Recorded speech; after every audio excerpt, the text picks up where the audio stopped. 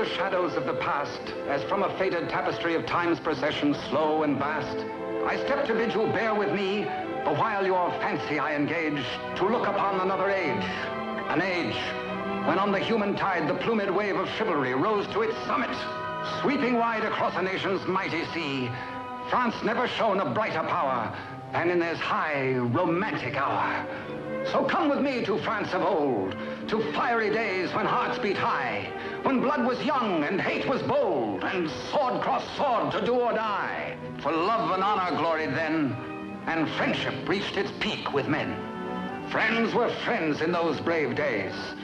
Athos, Porthos, Aramis, aye, graved our hearts with a mystic phrase, bound our lives with a mystic tie. Come, stir your soul with our ringing call of all for one, and one for all. Come on, come on, come on!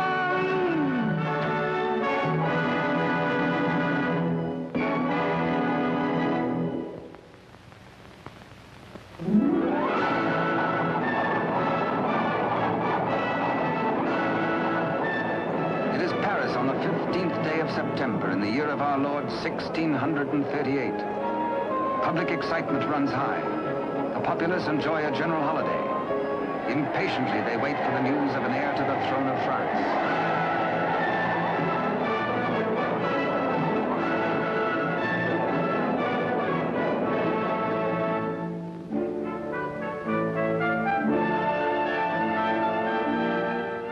His Majesty Louis XIII, King of France. Maintaining his royal authority through the wits of others, he is himself weak and vain and lives in the oily smiles of a small circle of favorites. But the court is alive with intrigue. There are parties within parties, conspiracies beyond conspiracies, plots and counterplots.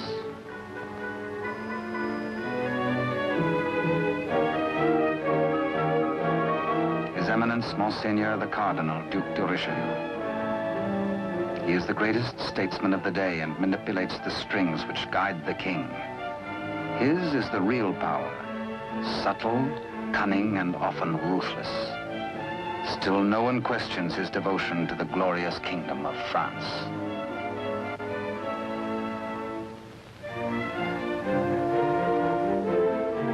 On this auspicious morning, the king pays a state visit to his queen.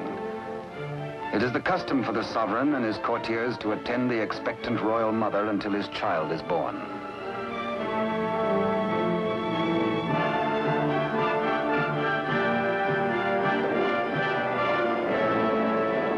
D'Artagnan, of the King's Musketeers. Relieved of his duties at court for the day, he hurries to the home of his sweetheart, Constance Bonacieux. Constance is seamstress to the Queen and is expected at the palace, so she cannot tarry long.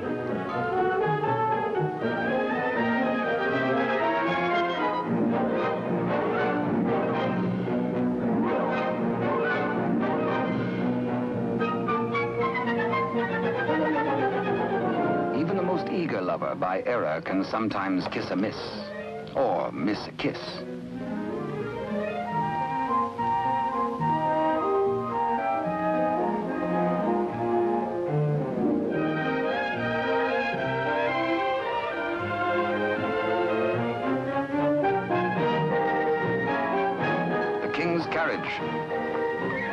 It arrives for Constance. She carries an infant's layette in a crocheted basket for the Queen. One kiss, one caress.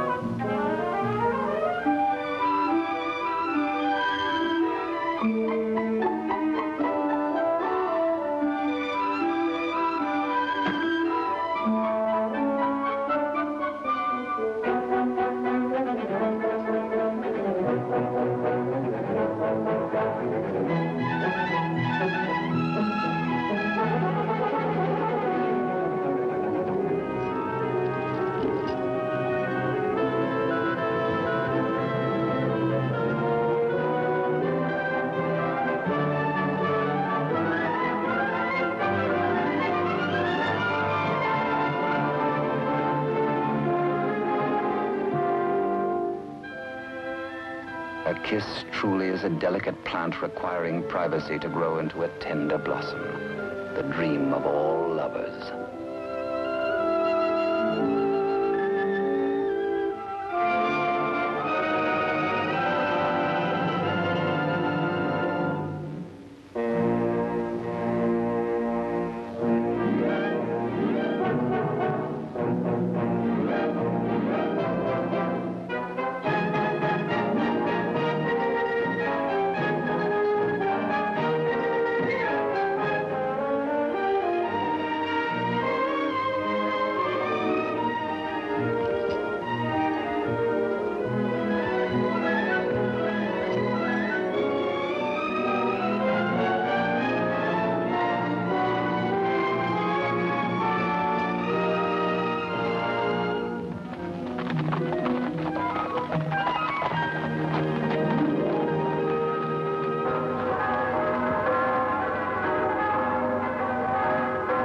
Bells of the Cathedral of Notre Dame remind D'Artagnan of his friend and fellow musketeer, Aramis.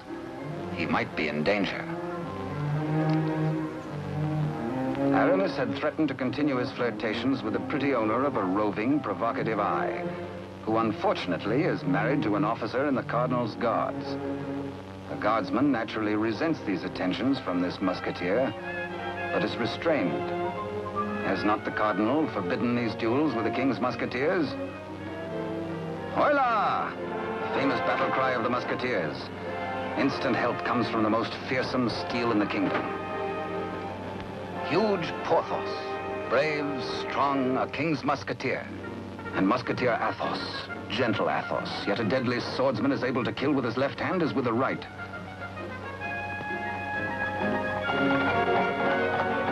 D'Artagnan! The battle is forming. The Cardinal's Guards. This is no private fight then, eh?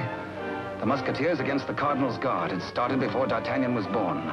And what are the odds? 1, 2, 3, 4, 5, 6, 10 guards to 4, 5 to 2, 2.5 to 1? Too simple. Draw your skewer, Monsieur Half Guardsman. Let's measure half a point. On guard! Come, where's your challenge now? Where's your steel? What's your fear? The law? Does the Cardinal still ban a friendly fight with a musketeer or two? Pah.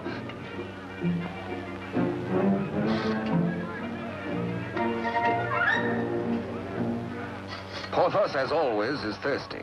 He has capacity. D'Artagnan, with his quicker eye, has a more bountiful drinking source.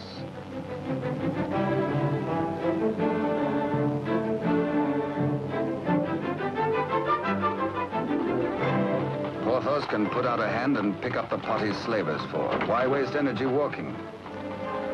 Come, driver, come inside with us.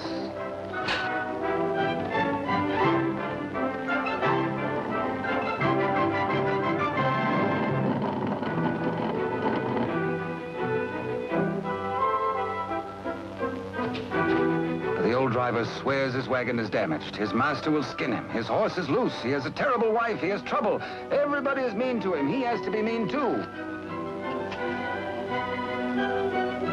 Ha ha! Now, take your temper out on me, good friend. Now, feel better? Now we can talk. I'll win you the price of your horse and more. Come, guardsman, I challenge you to game. This is not forbidden you.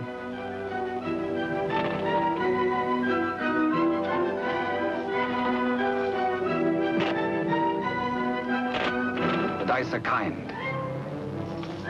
Here's 20 times your price.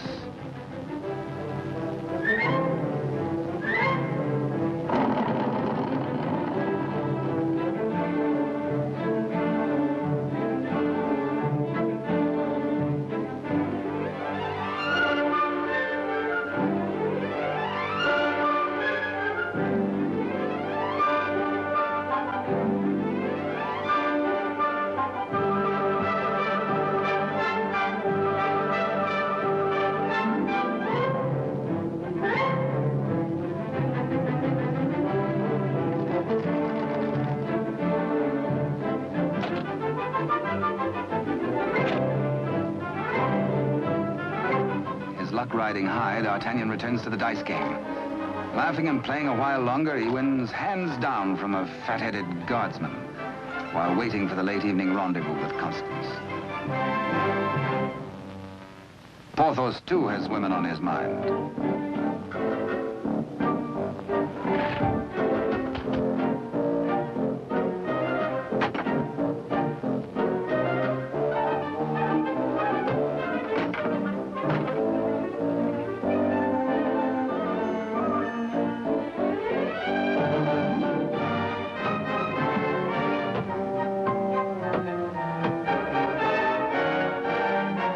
Starts the only battle the Musketeers ever lost in fair fight. Of course, it has to be with a fair six.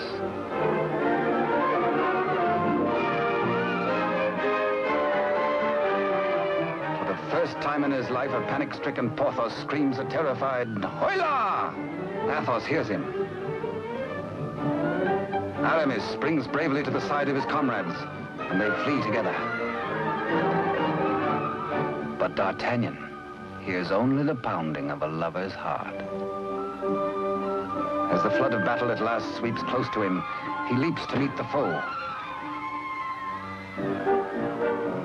and draws his swords. He will fight, yes? No, yes, no, he won't. Here, indeed, discretion is the better part of valor. Caught between the she-devils and the deep blue sea, they choose the water.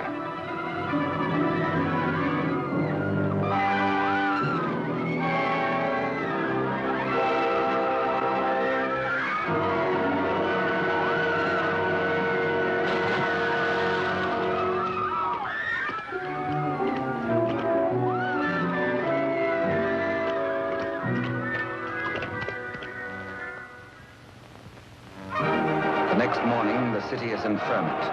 The pressure beyond the gates is so great that the people are admitted to the courtyard.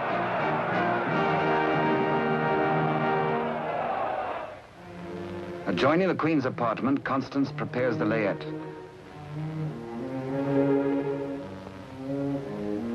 She is informed by Father Joseph, the Cardinal's trusted henchman, of the imminence of the royal birth.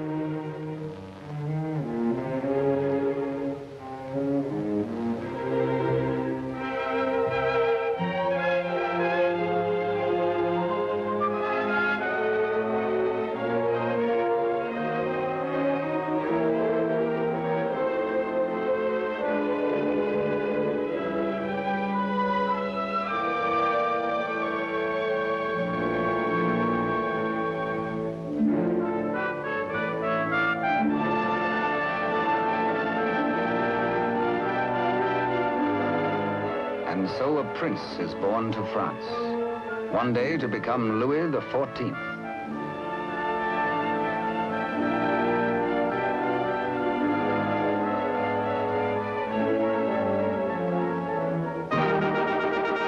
By ancient custom, his royal father presents him to the people.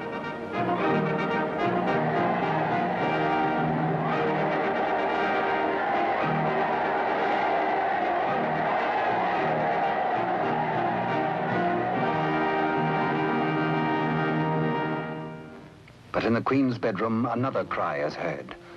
One of those rare turns of destiny. And Constance is the first to warn the tired, dozing midwife.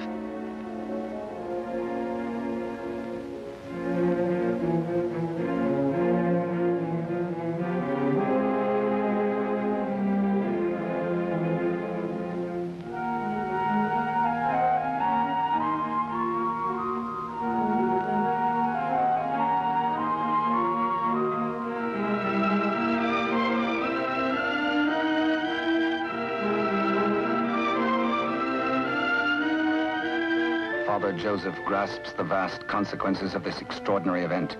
This news must be conveyed discreetly to Cardinal Richelieu before it gets abroad. He writes a message inside the wrapper of some medicine, intends it for the Cardinal's eyes alone.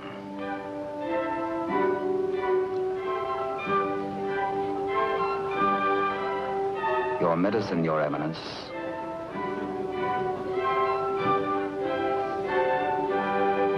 Duke De Rochefort, conniving head of the most powerful faction in court, working always in self-interest against the king and cardinal, pretending loyalty to both.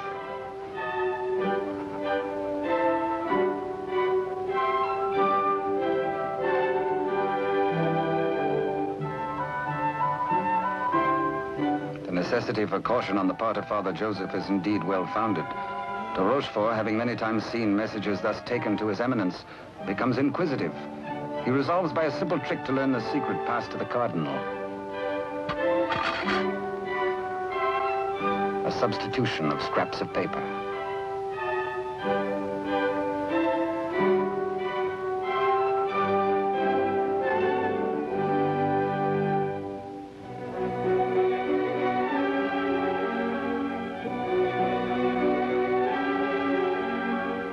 Cardinal realizes that enemies of the regime can do irreparable damage. Two heirs to the throne. Two rival parties of courtiers. More quarrels, more bloodshed. Poor France, helpless, torn between two factions. The secret of the twins must indeed be forever guarded if France is to have peace, and if he, the Cardinal, is to retain his power.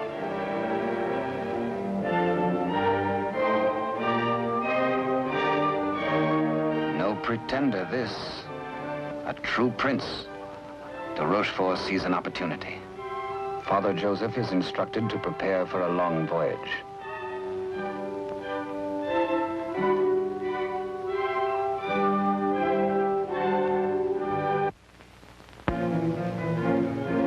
The Cardinal has a plan. He sends a page to summon De Rochefort.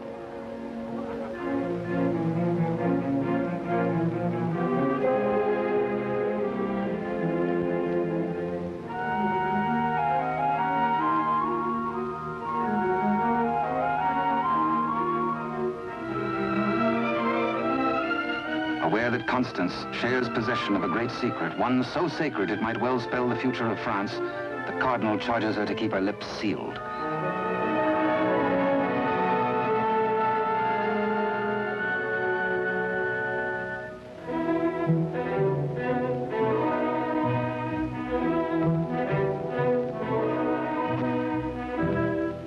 Richelieu entrusts the wily De Rochefort with Constance's safety. She must not be permitted to see anyone until further notice. The Cardinal is not at liberty to tell his reasons, but De Rochefort is making his own plans.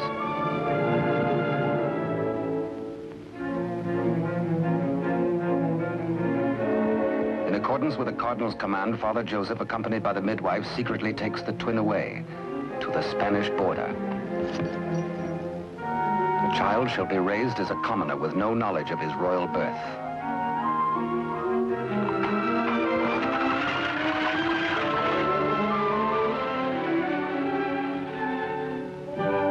Meanwhile, in the great ballroom, the king holds a reception in honor of his firstborn. Had he known the cradle should have held two sons, he might have been less self-satisfied with the Cardinal's congratulations.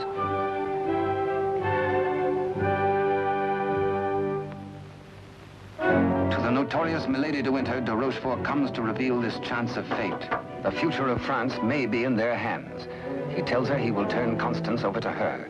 She is to escort Constance to the convent of Saint-Guimel. There, force her to tell the whole of the Cardinal's secret and plans. He will play one against the other, Cardinal against King, for his own ambition.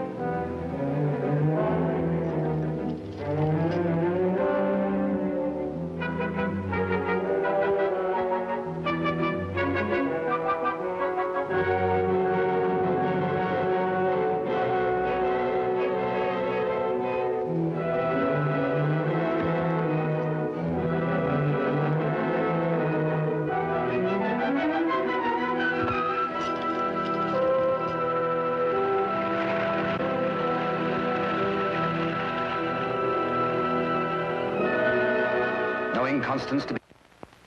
One of the chair carriers runs with the news to the Musketeers' barracks.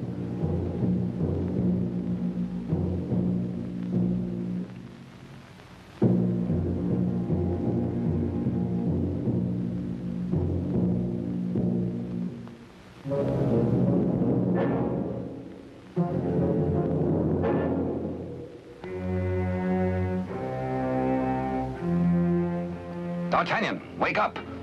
Constance taken by force, by De Rochefort.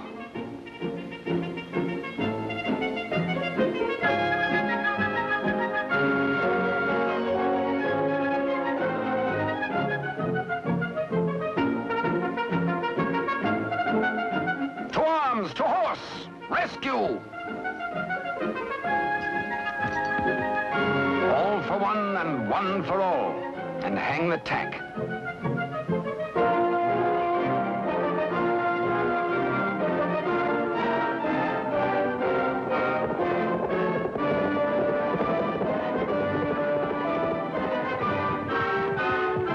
The wily cheat is in no mood to cross steel with this angry Gascon bent on justice.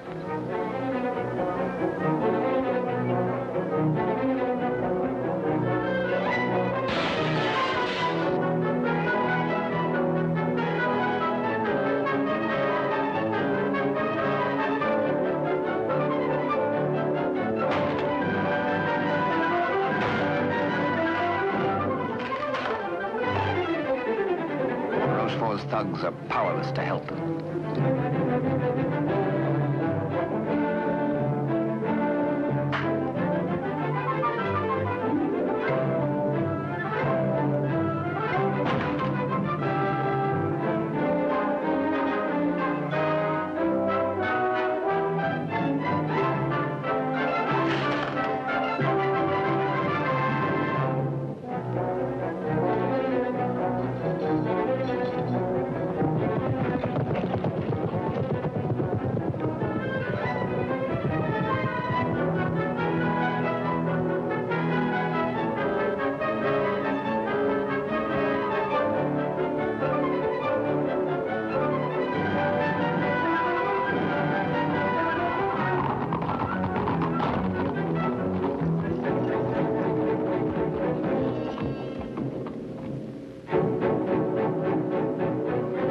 De Rochefort is stubborn.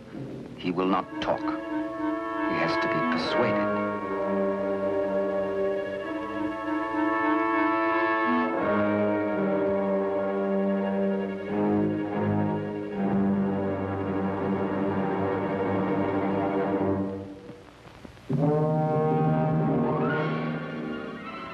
The probe goes on. Where is she? Where is Constance? Talk or fall 200 feet to the bottom of the well. Talk or die.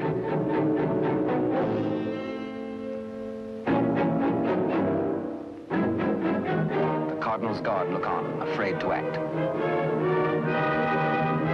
A strand at a time, steel cuts through hemp.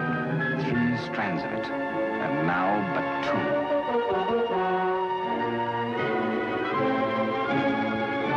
Now 1. Ah, De Rochefort breaks. The convent of Saint-Guerel.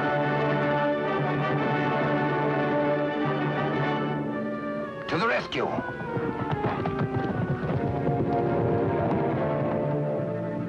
A stableman granted audience with the Cardinal tells of De Rochefort's trickery and capture and of Constance's abduction by Milady de Winter.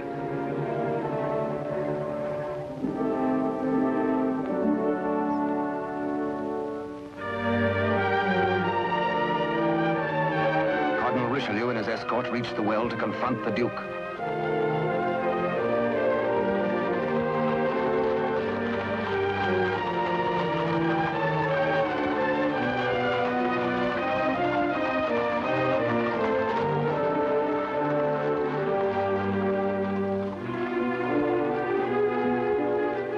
Accused, exposed, a nervous, bedraggled penitent.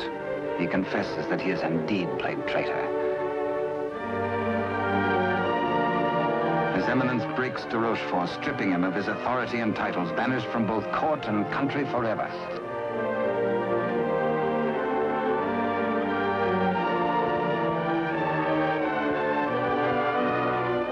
Fearing for the safety of Constance, the Cardinal speeds in pursuit of Milady de Winter.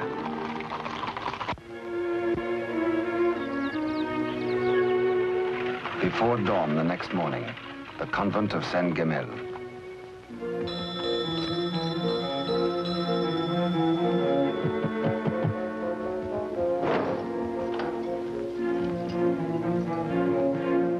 Milady de Winter assures the unsuspecting nuns her prisoner is an enemy of the state, to be confined to the convent on orders of the Cardinal.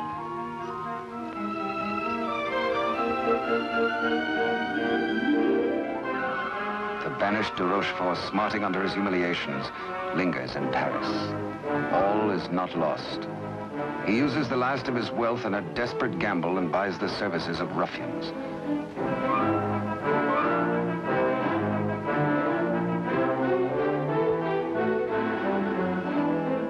Pursue the Cardinal and assassinate him. Next, find D'Artagnan and his 3 musketeer friends and put them to the sword.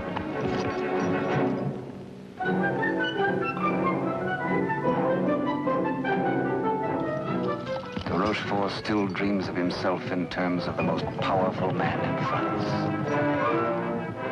The path to power is open if Milady de Winter secures the secret from Constance.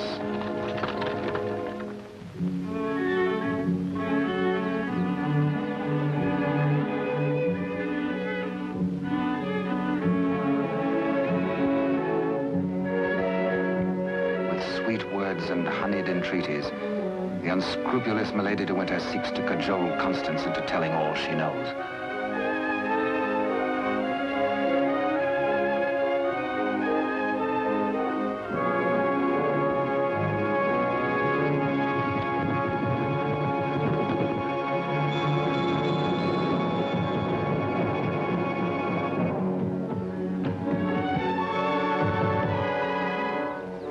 No, Constance Bonacieux is not here. But he hears her voice.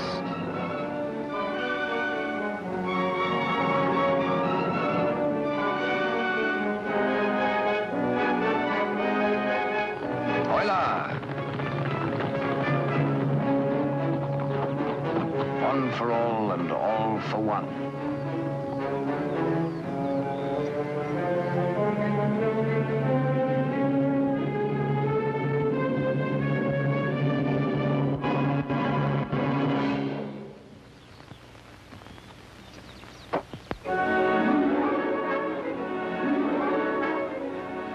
Mark of the public criminal, burnt by a branding iron into her flesh, a sign to all.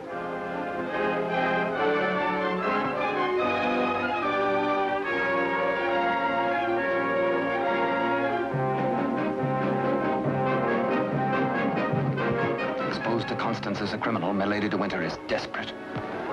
If caught thus in a second act of crime, by the laws of France, Milady must face public execution.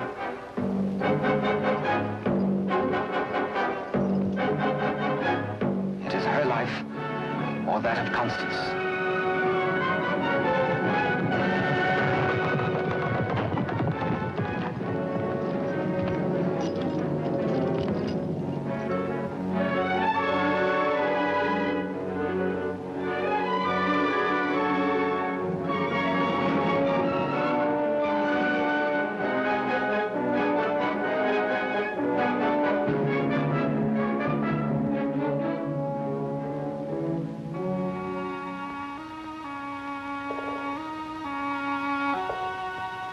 D'Artagnan hears Constance whisper that she loves him above all men. And then she murmurs 3 words, the other one, the other one.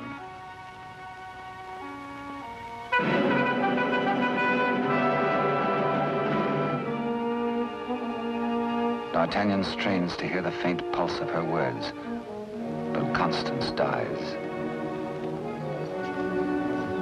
The Musketeers take Milady de Winter to her punishment.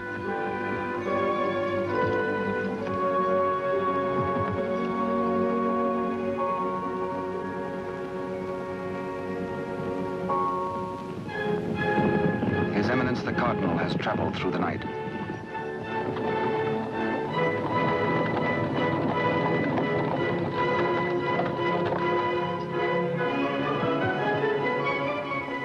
He hears the dreadful news from the Mother Superior. Constance is dead.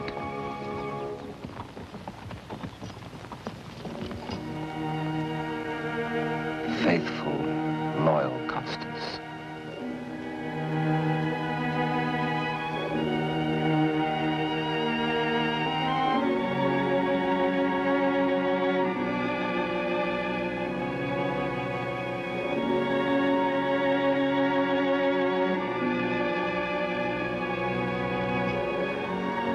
Arrest the murderess, Milady de Winter, and all in concert with her.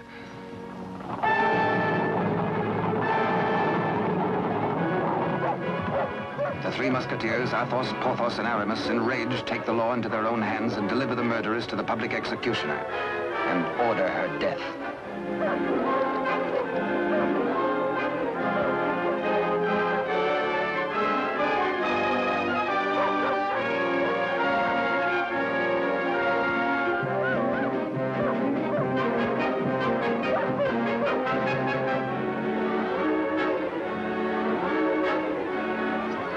Then De Rochefort's cutthroats close in on the Cardinal's troop.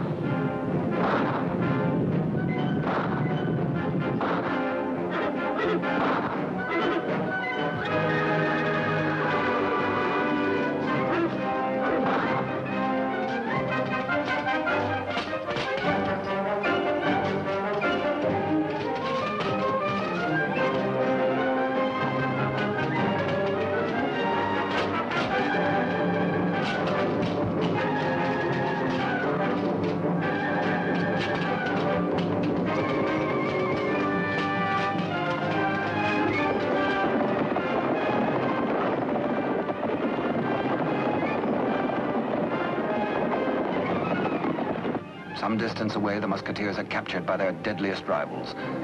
The Cardinal's guard formally arrest the musketeers for continuing to take the law into their own hands. Disarmed, the musketeers are set against the wall for execution.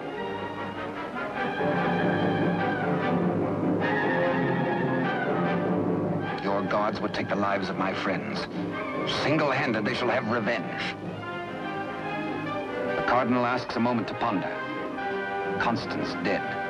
A murderess executed.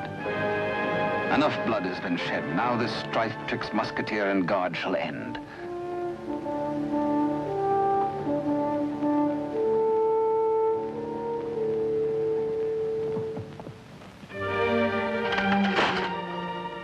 D'Artagnan's plea saves his friends, but there's to be a harsh penalty. Richelieu's plan concerns the state, and these continuing disputes between his guard and the king's musketeers. The four musketeers must separate, never to come together again on pain of death.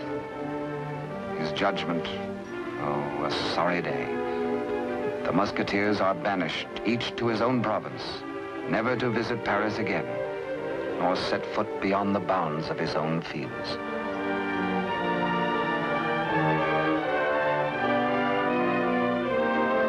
As for you, D'Artagnan, a splendid soldier, reliable, devoted too. You henceforth shall be bodyguard of the future king, beloved of France, the nation's one. At one fell swoop, all strife is done. The musketeers prepare for their banishment. Godspeed, farewell.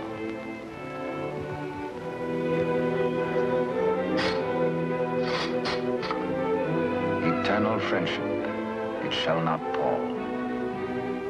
All for one, and one for all.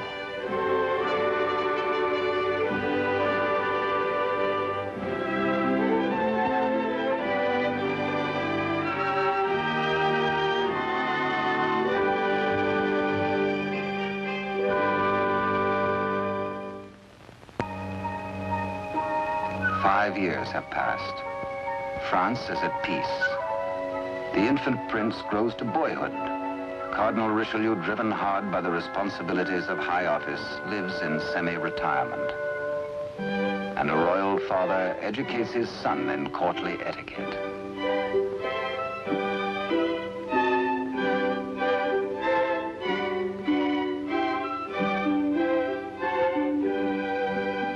In failing health, His Eminence lives in hourly expectation of death, troubled by word that the second twin bears an identical likeness to the heir.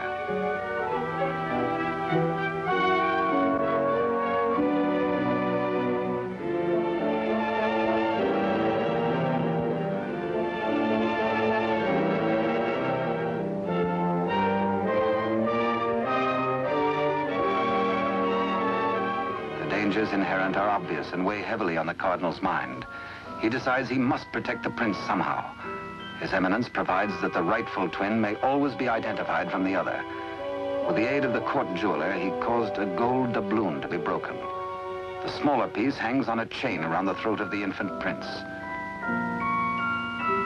And its mate he places about the neck of Captain D'Artagnan.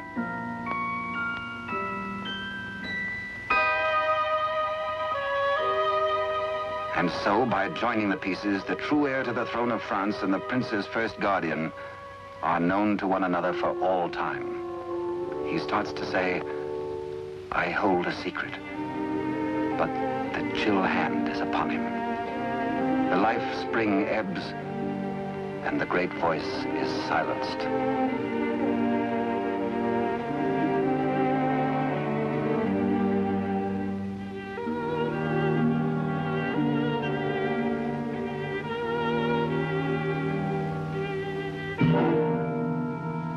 A great statesman passes into history.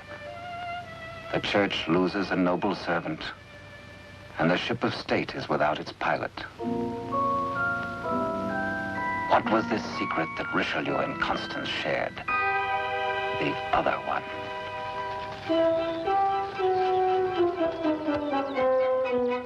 Across the Spanish border, the prince's twin brother is reared by servants of the late cardinal.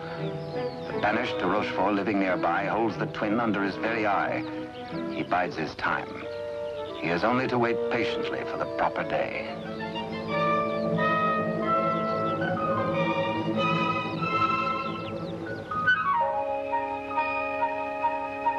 Upon the death of Louis XIII, the heir to the throne, or the Dauphin as he was called, became France's King Louis XIV. Both he and his twin had grown to manhood.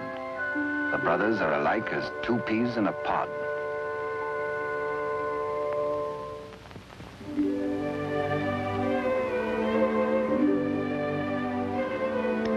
Years have passed and more since Richelieu bent his iron will to break the bonds that held us four.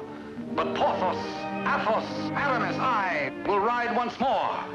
Once more we'll heed the clarion call of all for one and one for all.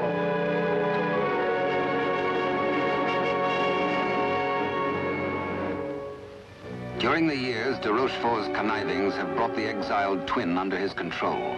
Secretly, they have returned to Paris. De Rochefort has lavished upon the usurper the trappings of royalty, teaching him to copy even the handwriting of his brother, the king. Yet the quality of the spirit so generous in the king is replaced in the brother by hatred and viciousness.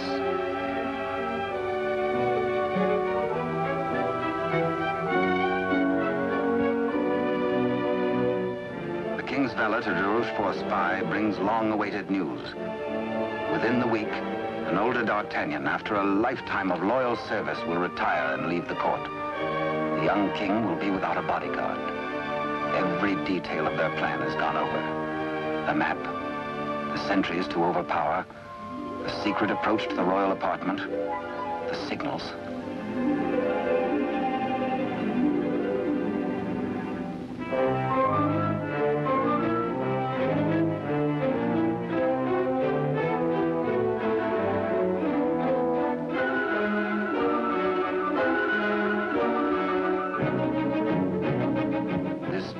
De Rochefort tells the pretender, you will be His Majesty Louis XIV, King of France. Louis XIV, King of France, spends D'Artagnan's last day in fun and gaiety. The king has applied himself to an education in horsemanship, sportsmanship, and swordsmanship. No two men were ever closer, except they were father and son.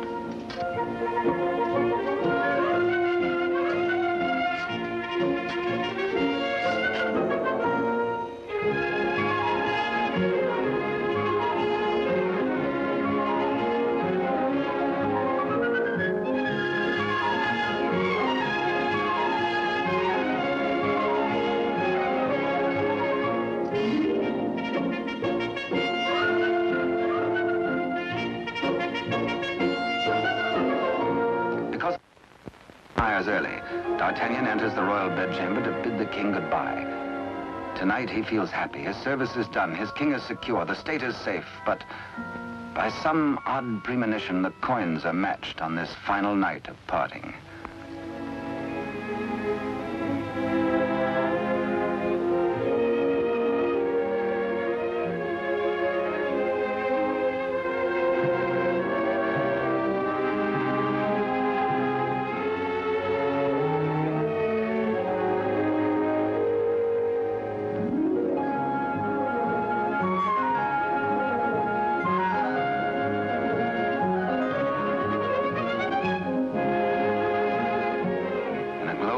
happy memories of a delightful evening with the king, Captain D'Artagnan arrives outside his lodging and is amazed to find himself beset by ruffians.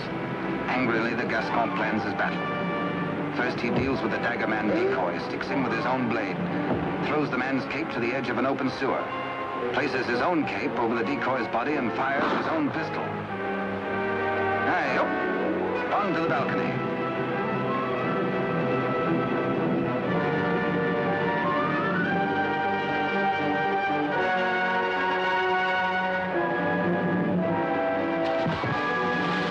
There, they believe, goes D'Artagnan.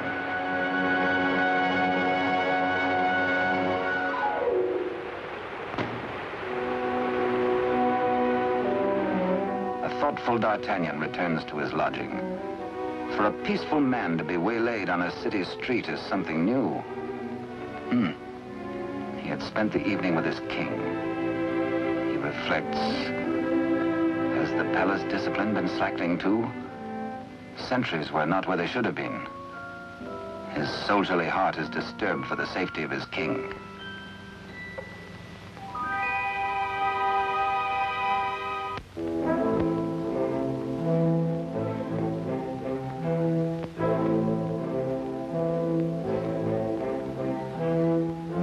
De Rochefort's plan is working without a hitch.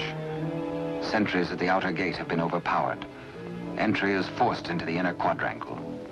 The palace is entered through a servant's postern leading to long-forgotten cellars. Success. No sound, no word, no warning.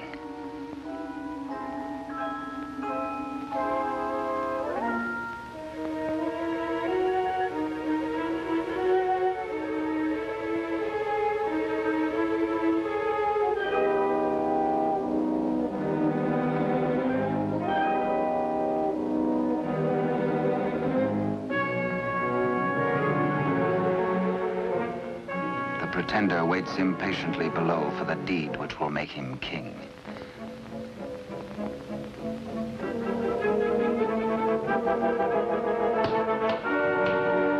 In the anteroom to the king's bedchamber, de Rochefort's maggot awaits his master's signal, ready for the final treachery.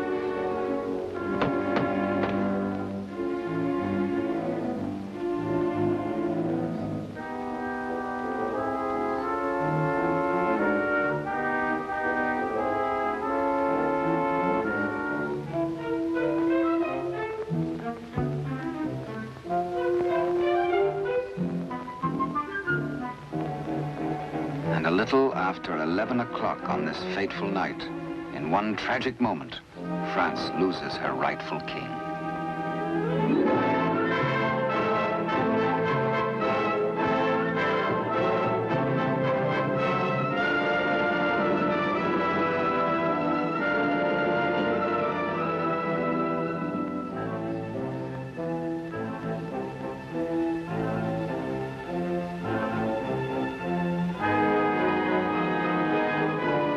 Bewildered, uncertain if he dreams or not, King Louis XIV, surrounded by strangers, looks unbelievingly at a venomously mirrored likeness of himself. The usurper watches his royal brother with a lifetime of hate. De Rochefort's plans have been cleverly checked and double-checked. He means to hold the true king a prisoner as a threat over the head of the usurper should he rebel against his commands. At de Rochefort's order, his cohorts strip the king of his night attire and in exchange dress him in the usurper's clothes.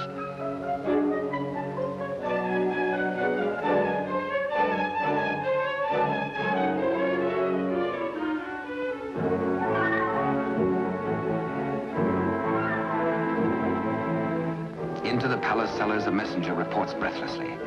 D'Artagnan is dead. His body thrown in the river. Complete triumph at last.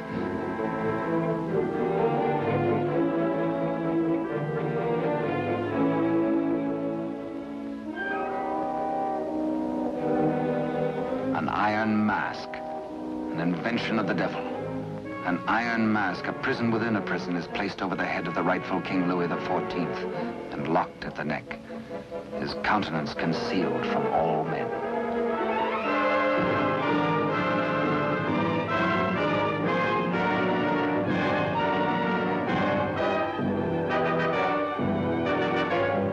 true king is led away.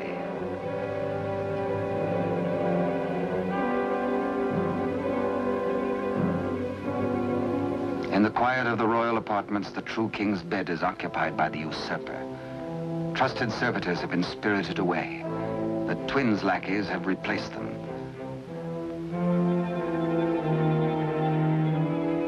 De Rochefort's plan is complete. Poor France. Ruled by a youth driven near to lunacy by a solitary childhood, by de Rochefort's lies, by his own poisoned dreams. Truly a madman.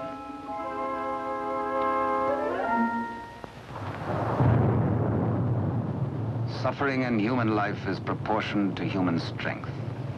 When the young king, stupefied and crushed, found himself led a prisoner to a cell in the Chateau Sainte Marguerite in the south of France, he fancied at first that death is like sleep and has its dreams. He believed himself to be a spectator, a palpable phantom of his own suffering. A torture the more terrible since it might be eternal. Eternal death. How can I have died? I am a king, yet not a king, enthroned upon a funereal couch. No, no, dear God, do not punish me who have done nothing. Why am I thus punished? Like a cloak, the chill of the dungeon falls upon his shoulders. So dwells the real Louis XIV in a living hell, to remain thus the rest of his days.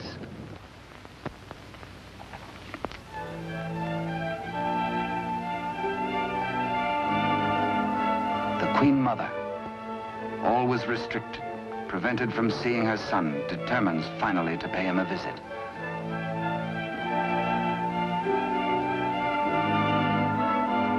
In place of the affectionate and courtly Louis XIV, to her horror, she finds herself repulsed. Doubts, again doubts. What strange malady besets my son? She thinks again of the other one. De Rochefort hurries to the king's apartment, fearful that a mother's heart has sensed the truth. In pretense of humility, he asks the Queen Mother to leave affairs of state.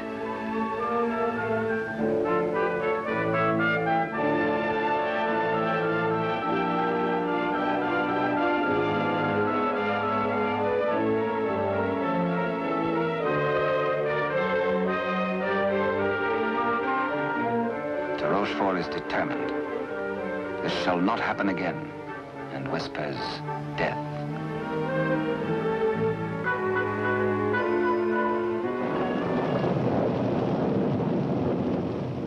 Day by day, night upon night, the prisoner prays for some way to get word to D'Artagnan. A heaven-sent fisherman hoves to.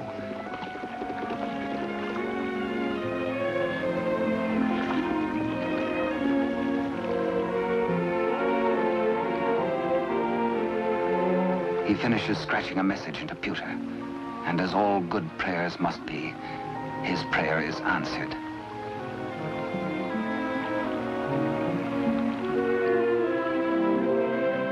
Millet and mackerel are running, and then a catch, apparently from heaven.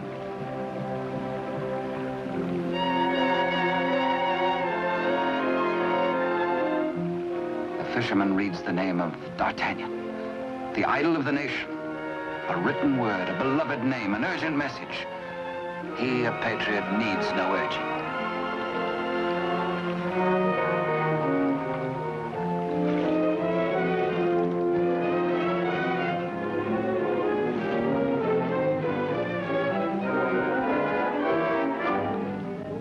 Paris goes about its daily affairs, unaware that its rightful king languishes in prison, and the Queen Mother herself faces death as the humble fisherman hastens to D'Artagnan's home.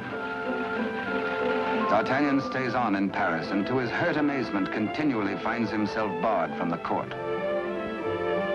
Day by day, week by week, audience with the king has been refused him.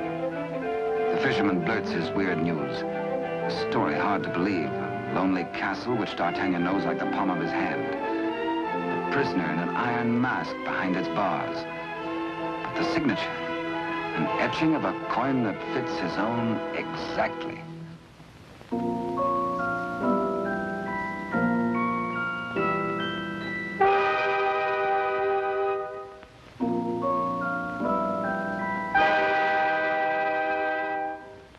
Come, friend, eat and drink.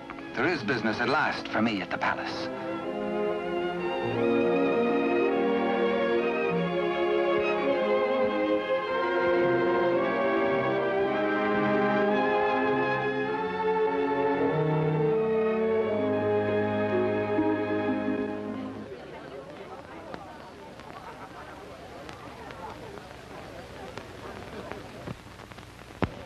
Threading his way through the perfumed route of the court's chattering idlers, D'Artagnan finds himself a stranger in a strange atmosphere. And there is reason, he thinks, for this curious tension. De Rochefort and the king. This cannot be the boy I helped nurture into manhood. This is not the face of my king. Those are not his hands that risked neither parried steel nor engaged a point. What's been happening at court? De Rochefort's back in favor, a disgraced exile once more sporting about the throne room in the king's presence. D'Artagnan is amazed and shocked. But a further shock is in store. A chain and coin is passed to De Rochefort. If he can believe his eyes, in all the years he served the king, they never left his royal person. He overhears a snatch of conversation. The other one. And suddenly he hears the dying voice of Constance. The other one. The other one.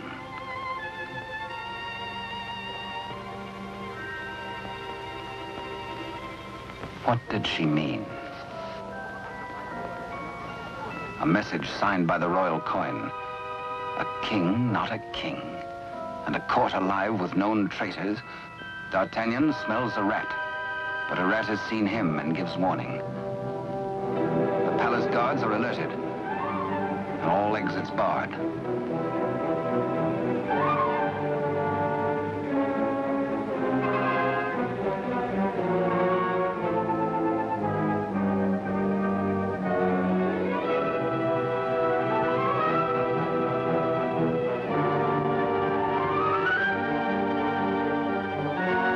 Little do they reckon with a resourceful old musketeer.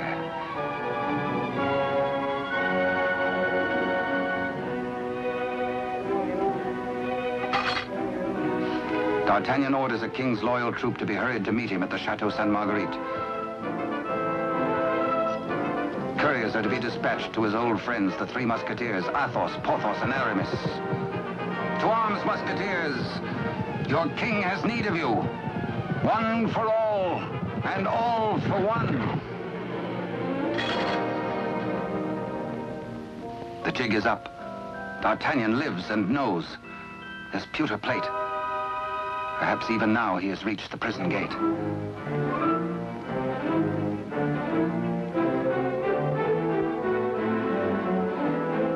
De Rochefort cannot believe his future lies in a common plate.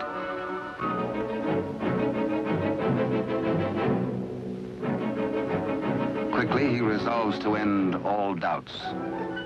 He decides to ride at the head of his troops to prevent any attempt to free the king.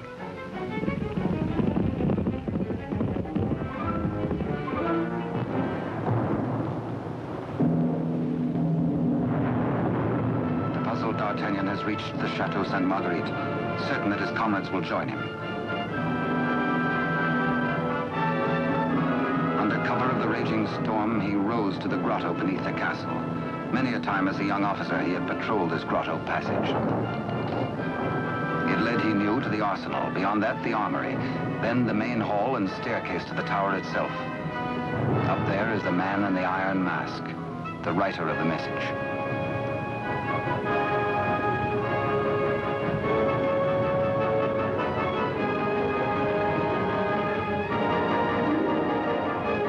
To his astonishment, D'Artagnan finds the entrance to the arsenal is newly walled.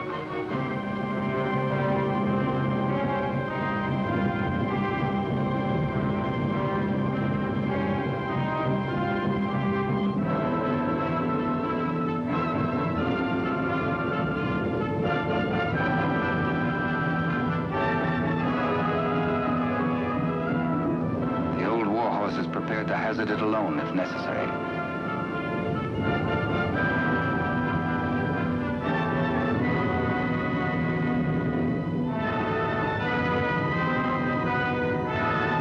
The fisherman returns to the opposite bank to await the arrival of help.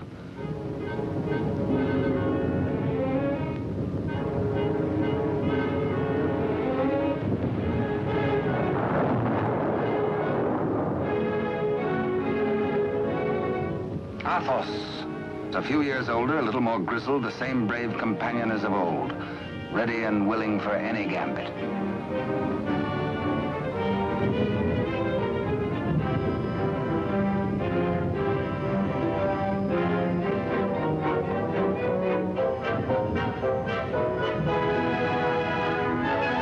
And now Aramis.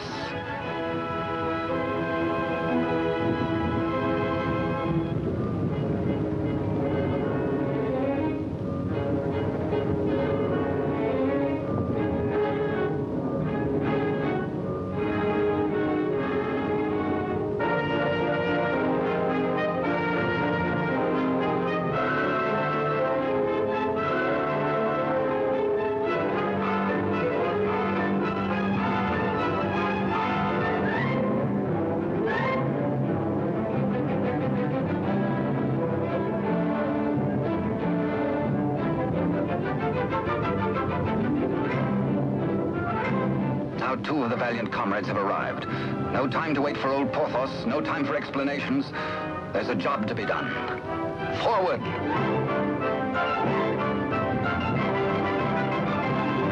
Through the racks of gunpowder barrels to the main hall, and the tower staircase itself.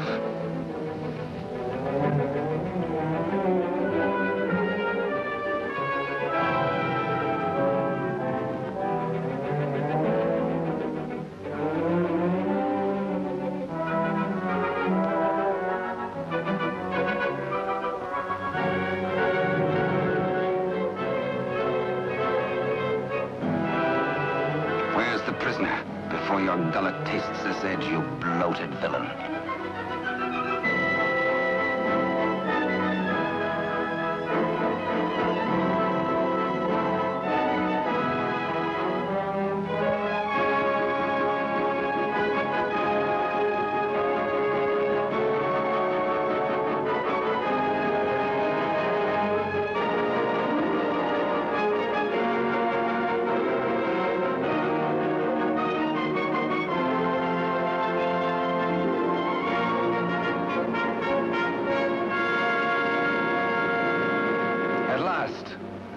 D'Artagnan knows the voice.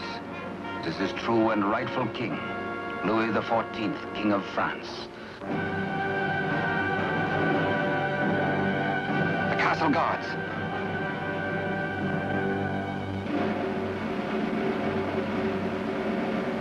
The challenge is met. Hola! The musketeers fight together again.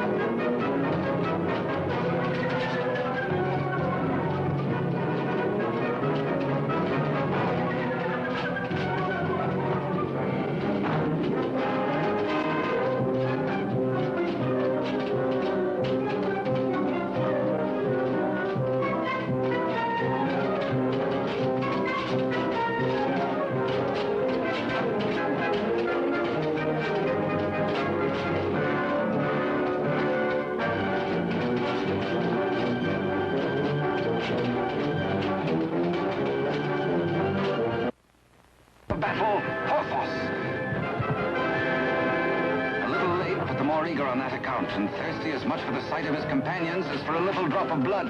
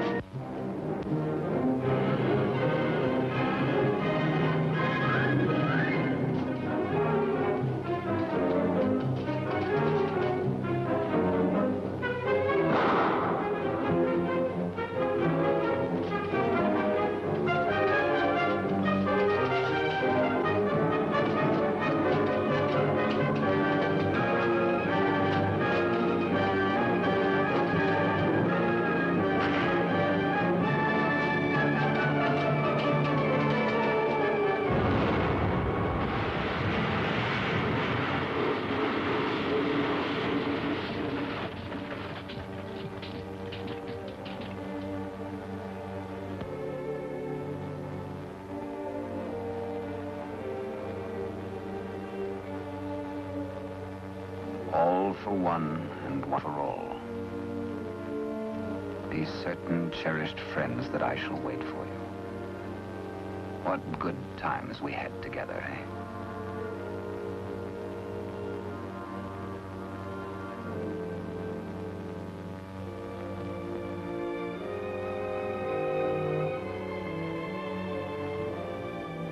Good Porthos, farewell. You died as you lived, for love of country, in the service of your king. The fisherman gives warning of the approach of enemies.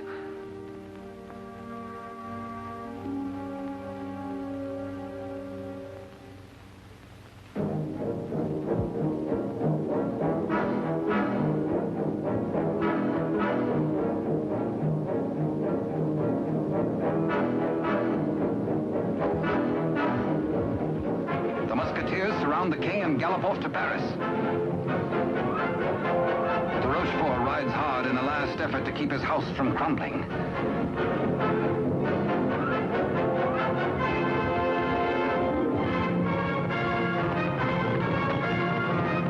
The odds are 10 to 1.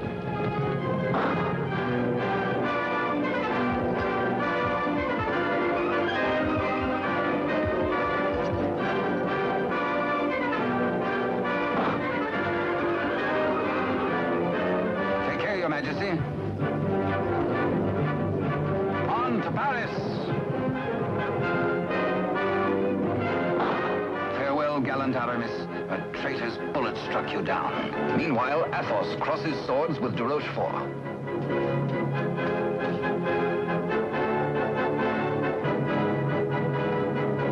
But at the highest price of all, Athos joins his comrades.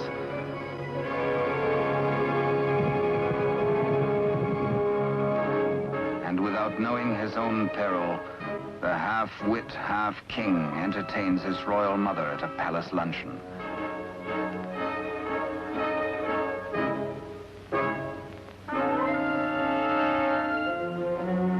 Cunningly, he says, a private matter.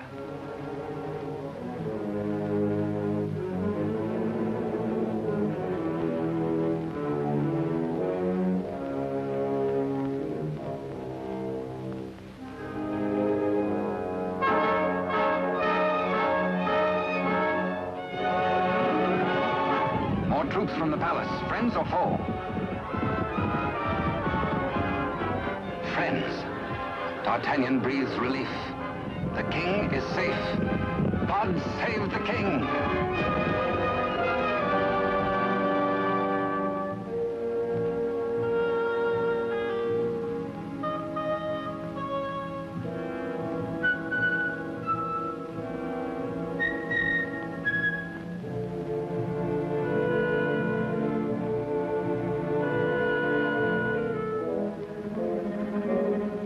The Queen Mother suspects this attempt on her life.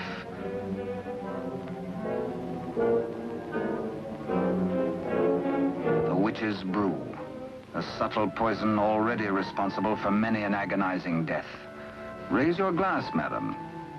Drink to your king, to your country, and its illustrious people. Come, I give you France. Dare she refuse?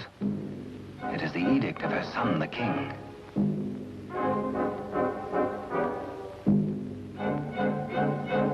The toast, but a warning cry.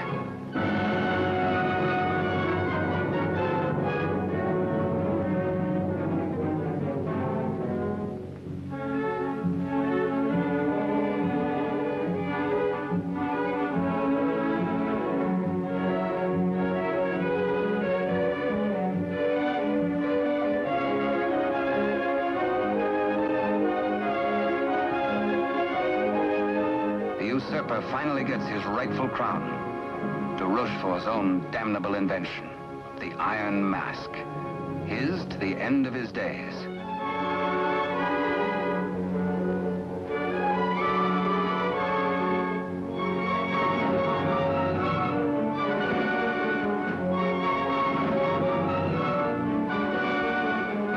As D'Artagnan pours away the poisoned wine, the usurper takes swift, bitter revenge.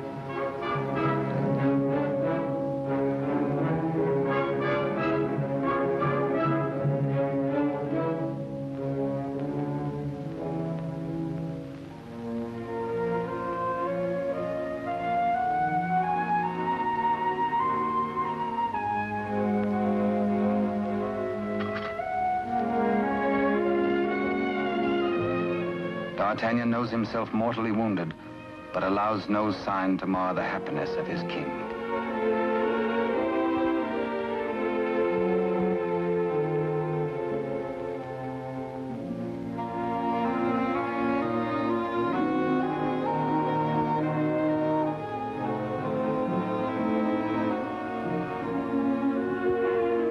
Blood, the weapon of the murderer, with crimson evidence on the blade.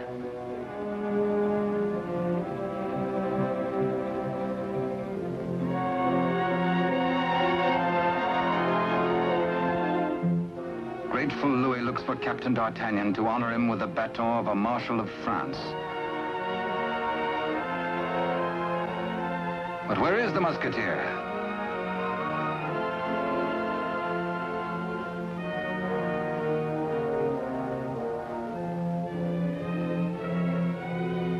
The court resounds with the king's commands and his cry to find his friend and mentor. What a man may think when he knows of the approach of death is secret between himself and his maker. Perhaps the gallant Musketeer thinks most of his lost love, Constance, and of all the tender, lonely years kept warm by her memory. He dies in hope of faith that she might welcome him, that once again they might be one. How can they die, these bright ones? How may such energy, once released, be prisoned by earth or stone or grave? We die as we lived, say they, with life. And with life, how can there be death? Only remember us. Only open a little book and we shall always be with you. To ride a fine horse or to cross a sharp blade or carouse with a barrel or dally with a maid. Come one, come all.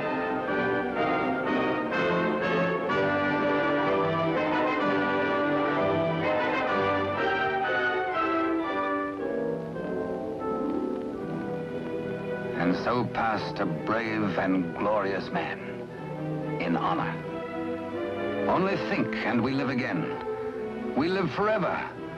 For with us, now as ever, it's one for all, and all for one.